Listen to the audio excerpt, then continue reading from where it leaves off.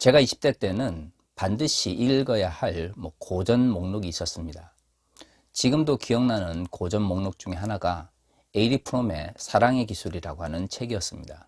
제목만 듣고 보면 이것은 뭔가 연애를 잘할 수 있는 혹은 이성을 사귀는 데서 도움이 될 만한 그런 책인가 보다라고 오해할 수가 있습니다. 에이리 프롬도 그런 생각을 했던 것 같아요.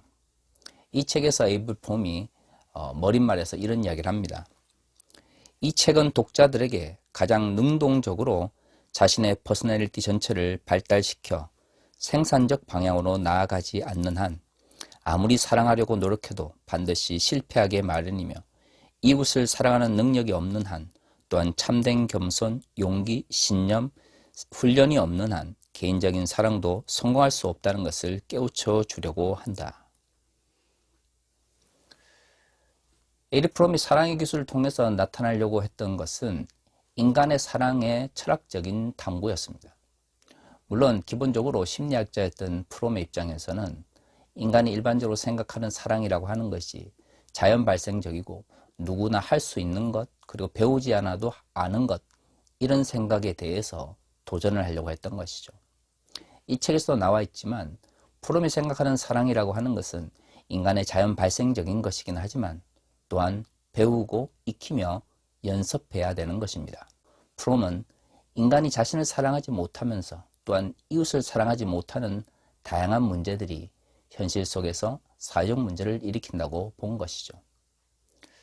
참 재밌는 것은 사랑이라는 것이 굉장히 본질적이고 인간에게 있어서 자연스러운 것 같지만, 에이리 프롬이 이야기하는 것처럼 현대사회에서 사랑이라고 하는 것은 단순히 개인적인 감정으로 끝나지 않습니다. 사랑이 개인적 감정이라고 생각하는 그러한 생각들이 기독교 신앙에 있어서도 굉장히 많은 왜곡을 가져오는 것이죠. 왜냐하면 성서는 여러 군데에서 하나님께서 사랑으로 우리에게 나타난다고 이야기를 하고 있기 때문입니다. 그 말은 사랑에 대한 잘못된 생각들과 왜곡된 인식을 가지고 있을 때 하나님에 대해서도 왜곡된 생각을 가질 수밖에 없다는 것을 의미합니다. 그렇다면 인간의 사랑이 표현될 때 그의 인격과 관련되어서 정말로 올바르게 표현되기 위해서는 자기 자신을 알기 위한 노력들이 필요하다는 것을 알 수가 있는 것이죠. 사랑에 대한 인식도 그렇다면 하나님에 대해서도 마찬가지가 아니겠습니까? 많은 그리스도인들이 착각하는 것이 바로 그것입니다. 우리가 하나님의 은혜로 구원을 받았고 또한 하나님을 알게 되었다고 해서 우리의 부족한 인식을 통해서 알게 되는 하나님에 대한 이해가 왜곡되지 않을 거라고 하는 너무나 강한 확신을 가지고 있는 것이죠. 때로는 그것은 확신을 넘어 맹신으로 넘어가는 경우도 많습니다. 특히 사회적으로 많은 불의가 존재하고 또한 왜곡된 사회적 인식이 지배하는 이 현실 속에서 살아가는 그리스도인들은 사랑에 대해서도 하나님에 대해서도 기독교 신앙에 대해서도 때로는 자신의 의지와 관계없이 왜곡된 인식을 가질 수밖에 없는 것이죠. 그래서 성경은 끊임없이 그리스도인들에게 자신에 대한 성찰과 부정, 반성, 그리고 그 모든 것의 통합으로서 회개를 요구합니다.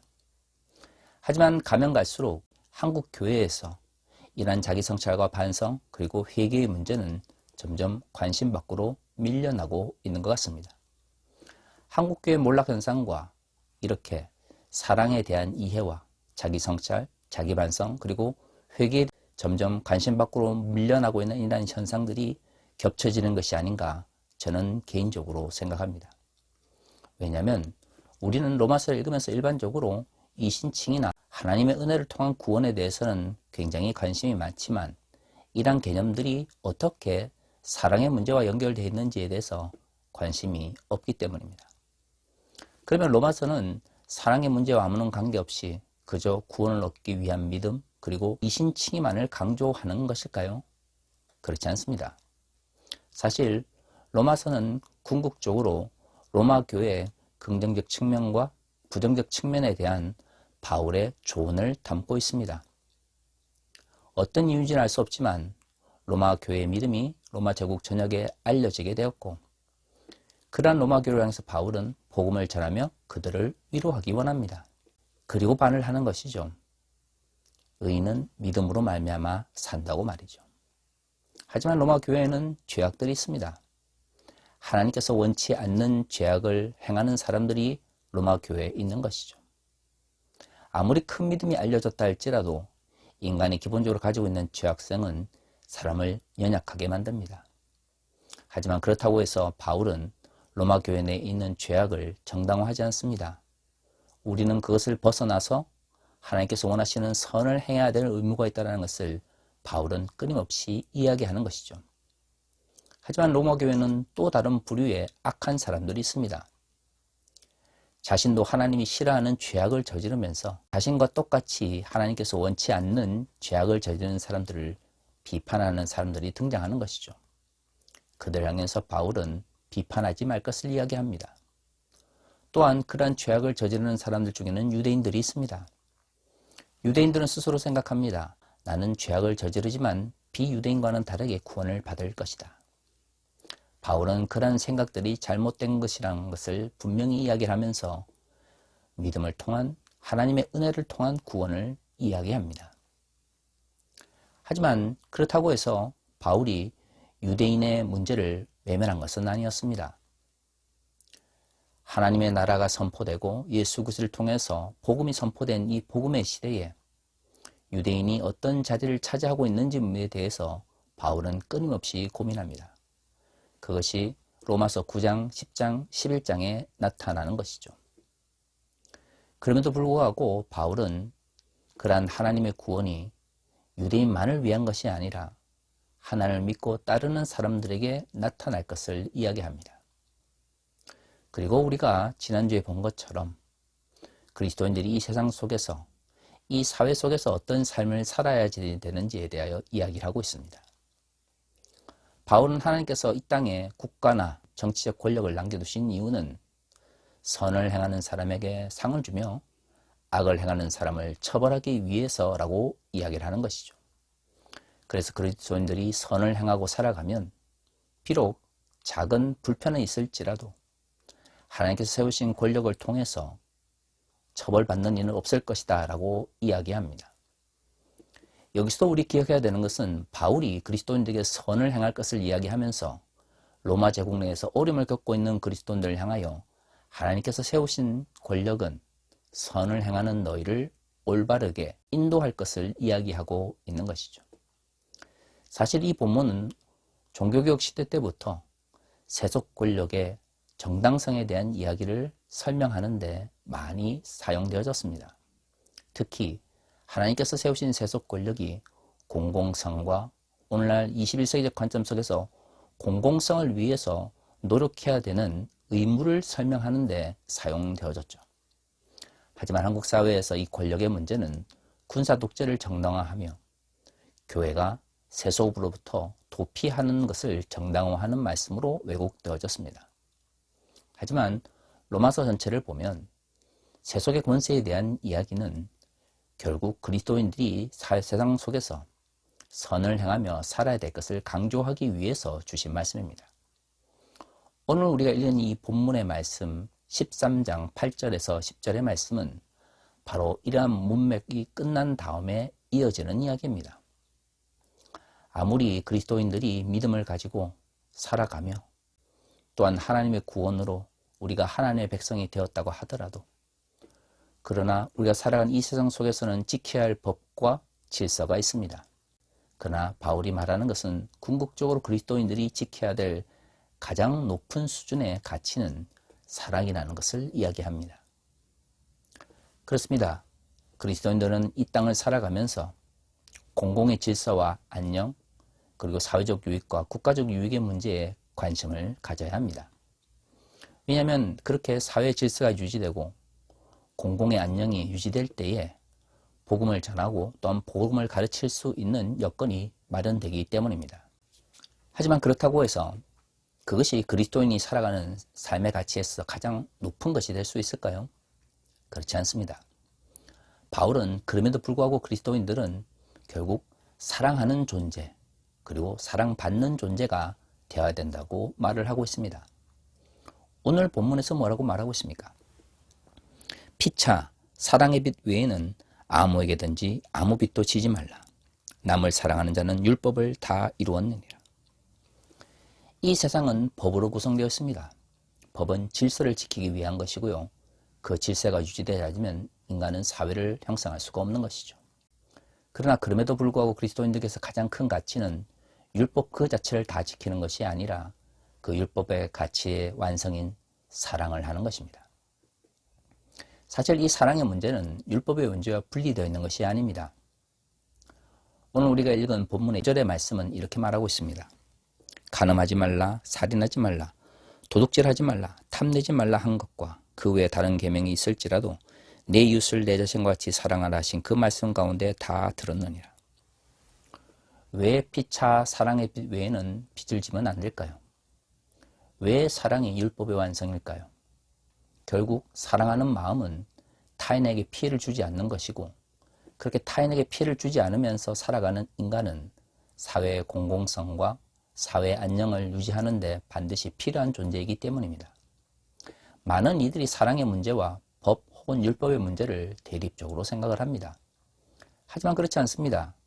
인간이 기본적으로 사랑과 미움이라고 하는 양가적 감정을 가지고 있기 때문에 어쩔 수 없이 율법이라고 하는 혹은 법이라고 하는 사회를 지킬 수 있는 질서가 주어진 것이죠. 그것을 지키지 않으면 인간이 사회를 형성하고 살아갈 수가 없습니다. 하지만 인간이 인간을 사랑하게 되면 타인을 배려하게 되고 타인을 해치지 않게 하기 위해서 노력하며 타인의 유익을 또한 뺏으려 하지 않을 것입니다. 그렇다면 율법이 정해놓은 그 모든 사회적 안녕을 뛰어넘는 더 큰 안녕과 유익이 사랑을 통해서 나타나는 것이죠. 그렇습니다. 사랑과 율법은 대립적 개념이 아니라 사랑은 율법을 완성하며 율법은 인간의 연약함과 죄악됨, 미움의 결과로서 나타나는 사회적 현상을 막기 위한 최소한의 규칙인 것이고요. 궁극적으로 인간이 사랑을 통해서 타인에게 자신의 감정과 생각들을 표현할 때에 이 사회는 법으로서 만들어낼 수 없는 새로운 가치를 만들어낼 수 있게 되는 것입니다. 그렇기 때문에 그리스도인들은 선을 행하는 사람에게 상을 주며 악을 행하는 사람을 처벌하는 국가 권력에 대립되지 않도록 선을 행하면서 살아가야 될 의무가 주어지지만 동시에 더 높은 가치인 사랑을 실천하며 살아가야 하는 것입니다. 여기서 로마서가 말하고 있는 사랑이라고 하는 것은 내적 감정이 아닙니다. 로마서를 읽는 많은 이들이 사랑의 이야기를 이야기할 때 오해를 가지고 있는 부분도 바로 이 부분입니다. 왜 그럴까요? 개인적으로 사랑하고 내적 감정으로서 자신의 감정에게만 집중하고 집착하기 때문입니다. 성경에서 말하는 사랑은 타인에게 해를 끼치지 않고 타인의 유익을 위해서 노력하는 실천적이면서 이타적인 행동을 이야기합니다. 현대 사회 속에서 많은 이들이 착각하는 것은 뭐냐면 사랑을 이기적인 감정으로만 여기는 것이죠. 나의 감정은 중요하고 나의 감동은 중요하고 나의 감성은 중요하기 때문에 내가 느끼는 사랑만이 중요합니다. 하지만 현대사회에서 이기적인 사랑은 때로는 타인에게 피해를 줄 수 있습니다. 아니죠. 어쩌면 그런 이기적인 욕망을 기반으로 하는 감정을 사랑이라고 부를 수 있는 것인지에 대해서 궁극적으로 물어보아야 합니다. 프롬이 말한 20세기 인간이 사랑에 대해서 잘못된 규정을 하고 또한 그것에 대해서 집착하는 모습이 사람들을 불행하게 만들고 전체주의나 독재와 같이 왜곡된 사회적 현상을 만들어냈다고 생각했던 것처럼 어쩌면 팬데믹 시대의 한국교회의 몰락은 사랑에 대한 잘못된 이해를 가지고 있는 그리스도인들 때문인지도 모릅니다. 내적 감정과 이기적인 욕망을 사랑이라는 이름으로 포장하면서 자신의 잘못된 행동을 정당화하는 것이죠.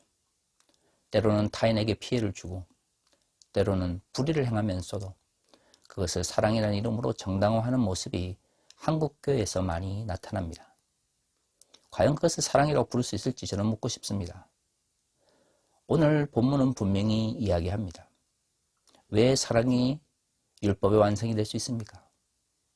사랑을 실천함으로써 타인에게 유익을 주기 때문입니다. 오늘 10절의 말씀은 이렇게 이야기합니다.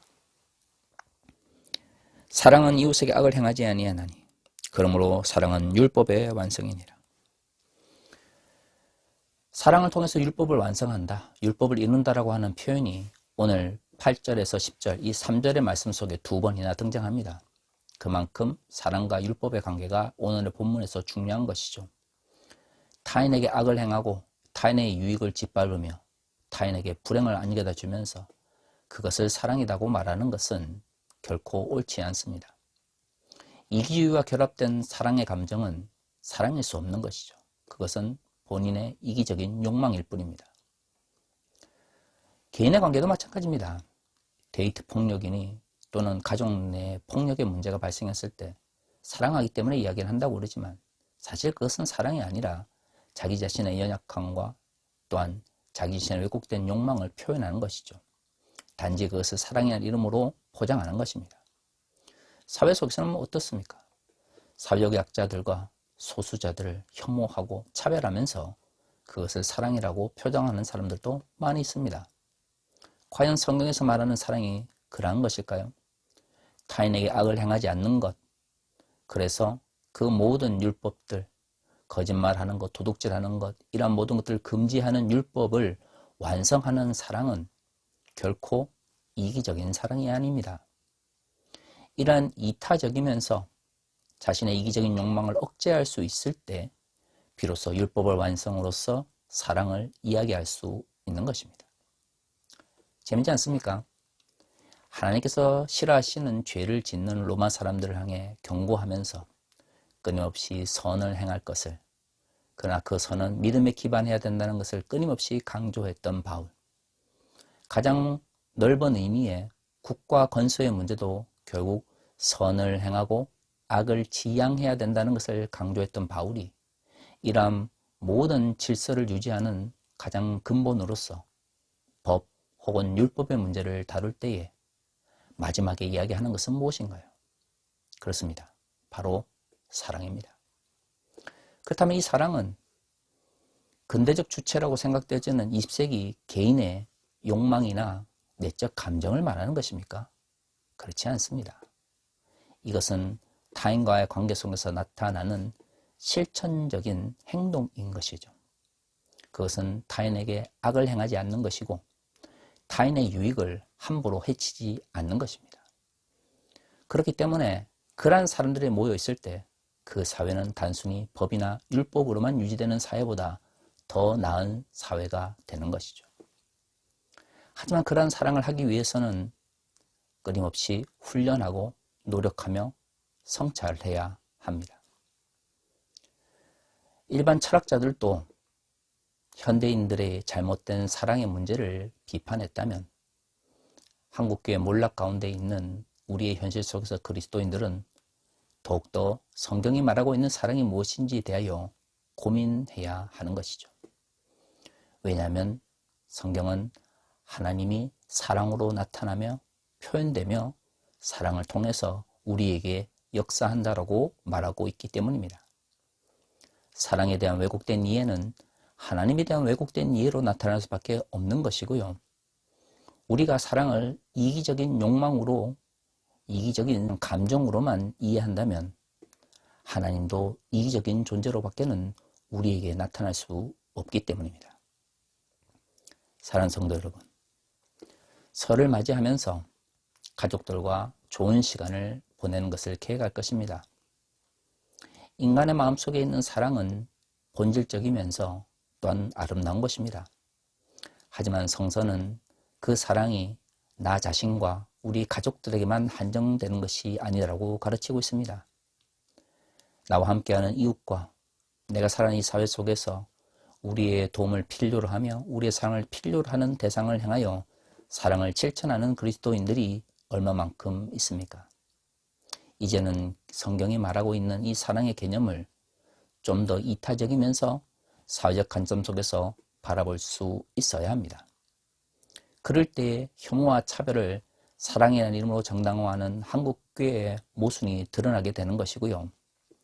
사회적 약자들과 소수자들을 사회적 적으로 만들거나 가상의 적으로 만들어서 내부의 부패나 잘못을 외면하려고 하는 잘못된 정치적인 방식도 비판할 수 있게 되는 것입니다. 과연 우리의 사랑은 얼마만큼 성경이 말하고 있는 율법을 완성하고 있습니까?